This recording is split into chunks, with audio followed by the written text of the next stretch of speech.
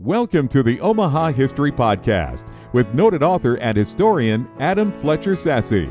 Each week, Adam takes you on a guided tour through Omaha's dynamic past.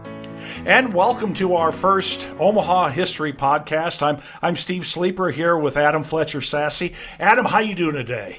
I'm doing great. How are you doing, Steve? Oh, good. Yeah, we were talking. We want to make our first show about fur trading in Omaha. You mentioned that history buffs, they always kind of seem to go towards the Old West type of stuff and then, take it from there. And fur trading is kind of like that, isn't it?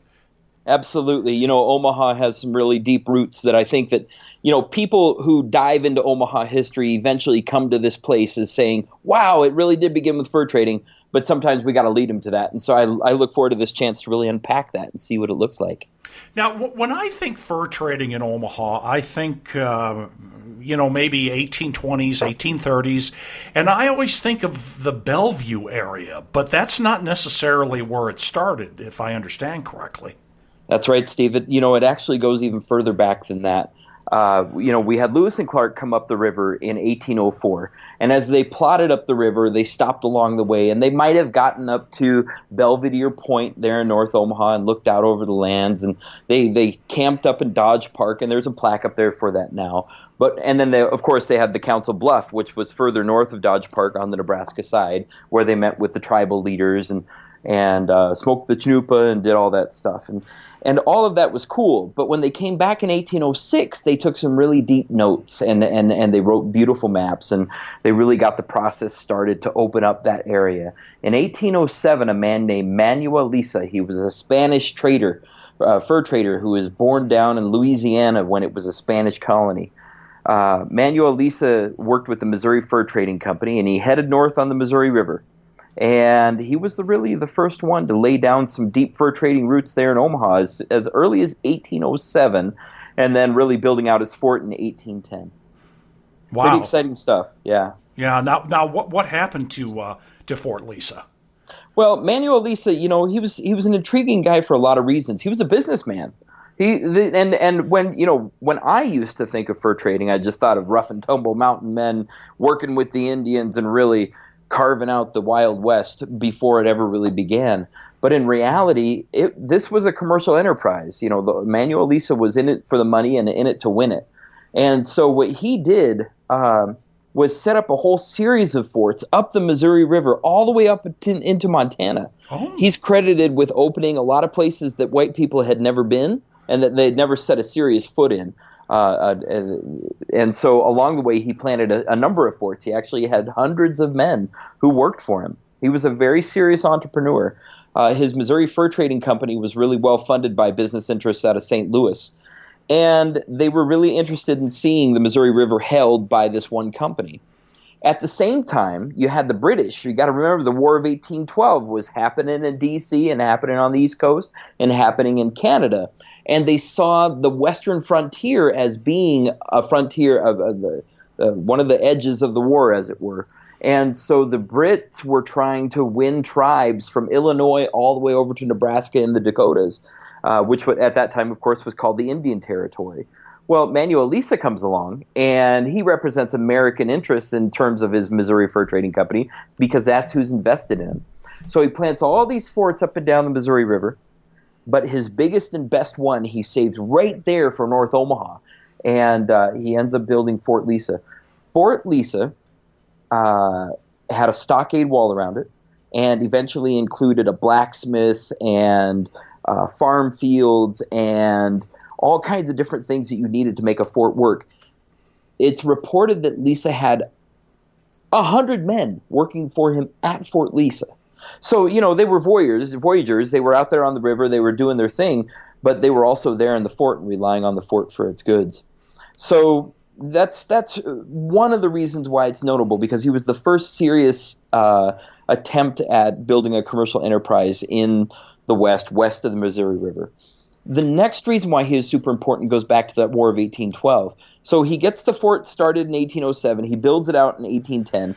By 1812, in this War of 1812, Manuel Lisa is credited with getting all of the Native American tribes up and down the Missouri River with being cool with the United States. They might not have been allies, they might not have been buddies, but they were definitely okay with the States' hold on that territory, and they weren't going to fight for the British. And that's different from what happened in Illinois, and that's different from what happened in Minnesota. And, of course, that's different from what happened in Canada, which was then, of course, a British colony, because all of those went to the English. And they actually had tribes fighting with the English against the States. Well, Manuel Lisa kept that from happening on the Missouri River and in the Indian Territory at that point. So he had a pretty powerful role in that way, and he maintained it all the way through 1820. What happened after that?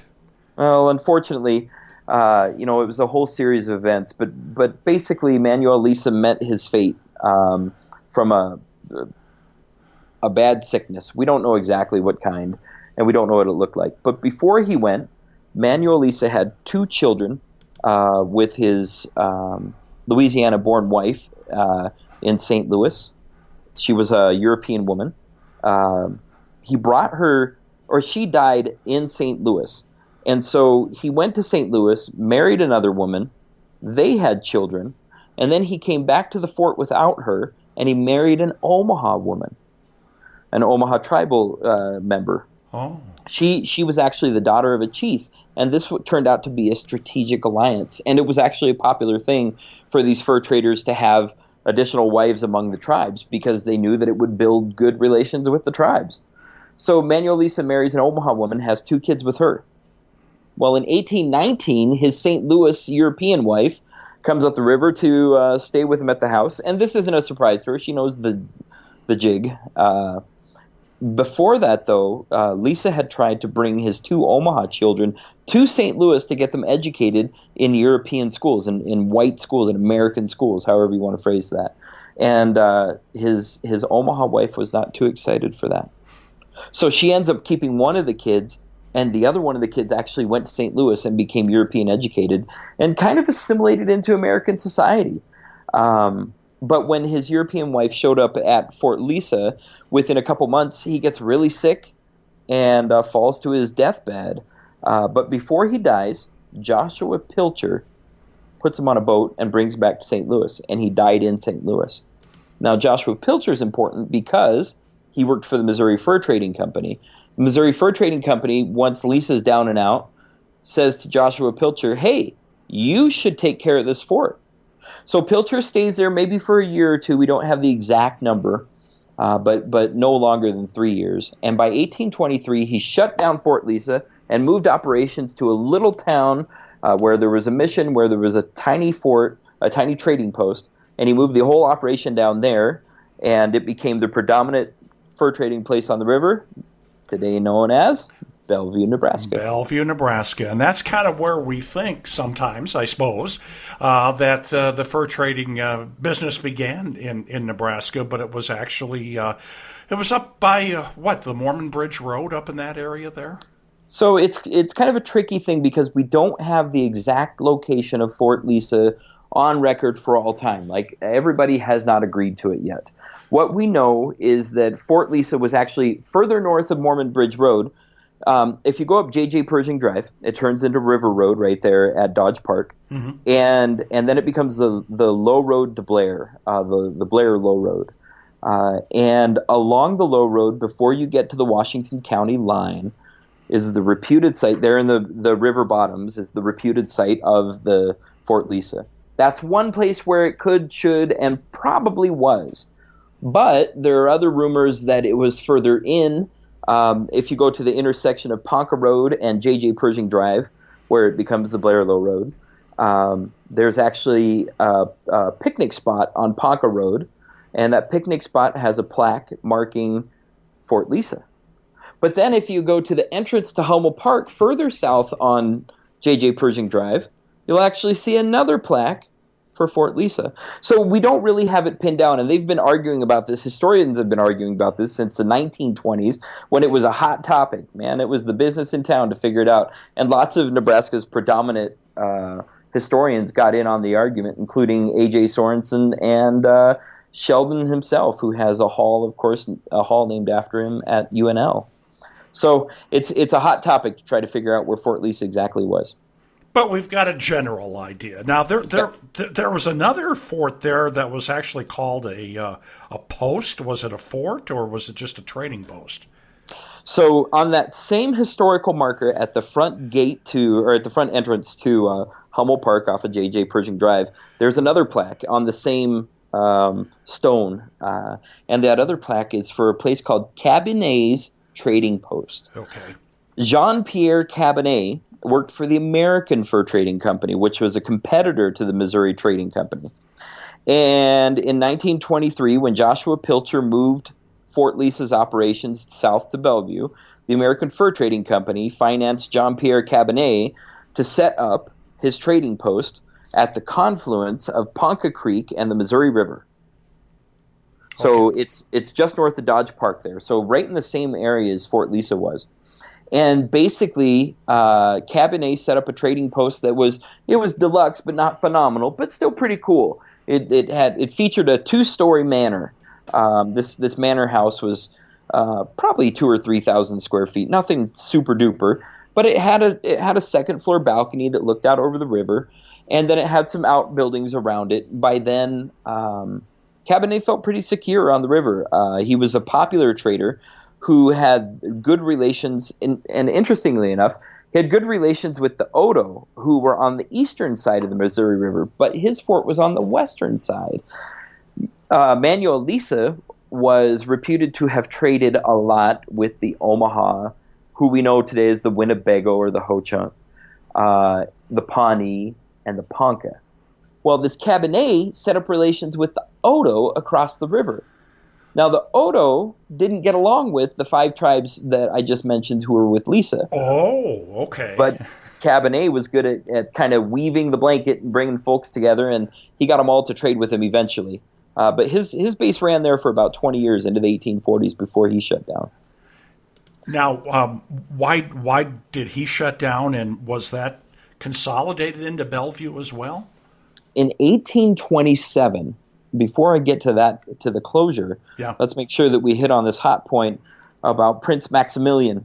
Prince Maximilian was a German prince, loaded, like phenomenally wealthy. This is the era of the German kingdoms when there were a series of fiefdoms around Germany. And this German prince basically came over and toured the Wild West. The interesting thing about him is that he brought along one of the predominant landscape painters of the time and portrait painters. And this same guy, I can't place his name off the top of my head, but the same guy was responsible on this trip with Prince Maximilian, traveling across the Midwest. He ends up going up the Platte River, he went up the Missouri River, he went a couple different places. This painter ends up painting some of the most phenomenal paintings of Native Americans and the First Nations in the Midwest there. And he's credited with making some of the images that we know today are historically accurate. Right. Really, really phenomenal for what they are. Prince Maximilian stops at Cabanne's trading post in 1827. And he rests there for a couple weeks, and they made good times. And Cabanne, that was kind of the high point of his work. I don't know exactly what ended up happening to him. He did end up closing shop, though, and heading out. And about the time that he headed out, another guy opens up a trading post, actually in the downtown Omaha area. And his last name was Royce, R-O-Y-C-E. And T.D. Royce was the first person credited with being inside of the soon-to-be city of Omaha. But about 14, 15 years before anybody was allowed to settle there formally with treaty rights and everything. So it was definitely an interesting time with a lot going on. Mm-hmm, mm-hmm. And I think... Oh, no, go ahead. I'm sorry. No, go ahead. Well, I was just going to say that American Fur Trading Company, interesting thing about it is that it didn't end up going to Bellevue. That turned into Astor's gigantic fur trading operation. Astor ended up consolidating almost all of the fur trading companies and taking over everything in the West, virtually everything, aside from, I don't know, some little English enterprise called Hudson's Bay Corporation. Oh. So Hudson's Bay operated and Astor operated, and Astor took over everything that was the Missouri Fur Trading Company and was the American Fur Trading Company, was Cabanne's, was Lisa's. And he basically moved he closed Nebraska at some point because it wasn't producing enough furs and because the times changed. The fur trade really went out of fashion by the 1840s and the 50s. So all of that early commerce just kind of closed down, whittled down. And what was left of the enterprise really went to the Hudson Bay in the Northwest and the Pacific Northwest, with Washington and Idaho and Oregon to some extent. Okay, that explains quite a bit. Now, Cabanne's Post, it was lost for quite a while, and they think they know where it was now, or did I understand that correctly? You did. It's an interesting thing because what they ended up finding, what historians, like I said, in the 1920s, there was a gigantic argument about where the location of Fort Lisa was. They ended up finding Fort Lisa and went about doing some excavations and whatnot. Where they really located it, and I mentioned the boundary between Douglas County and Washington County there on the Blair Low Road. Where they ended up finding it was almost next to the former town of Rockport, Nebraska.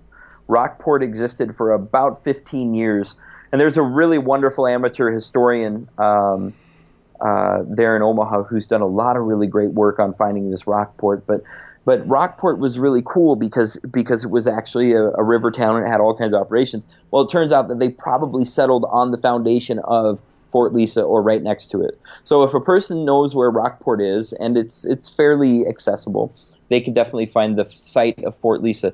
Cabanne's Trading Post, however, I already mentioned the location, and I'll say it again, but before that, I will make the caveat that it is on private land. The site is on private land. And even though it's listed on the National Register of Historic Places, the site is marked as being inaccessible. And it's inaccessible, again, because it's on private land. The landowner doesn't want folks just trampesing all over his land and whatever. But it turns out it's right on the confluence, like I'd said, of the Ponca Creek and the Missouri River on north of the creek, and a person can walk right to it going through the trails in Dodge Park. I'll be darned. Isn't that something? So did Fontenelle's Post in Bellevue, did that become the next big thing, or did all that kind of wind down as furs went out of fashion? So Fontenelle's Post picked up in the 20s when Pilcher moved Lisa's Trading Post down there. Okay. And really when the advantage that Fontenelle's Post had is that it evolved into a town. It got enough people to live there and enough people not relying on the post for their economy that when the fur trade did wind down in the 1840s, 1850s, the town was able to continue on. I mean, Bellevue had some rough times. It barely existed here and there. But as any good Bellevue historian will tell you, it kept existing no matter what. And that's different from Fort Lisa, and that's different from Cabanne's Trading Post because they didn't really develop an economy beyond fur trading. So when fur trading ended, Lisa ended, Cabanne ended, and there was no more posts there.